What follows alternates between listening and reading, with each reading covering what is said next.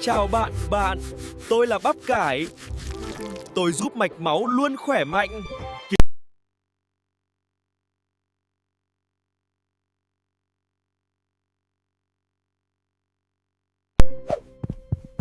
Còn tôi là súp lơ, chuyên gia dinh dưỡng cho trái tim của bạn.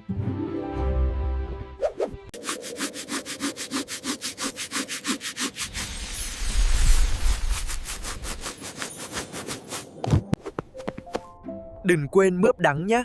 Tôi giúp cân bằng đường và làm sạch mạch máu.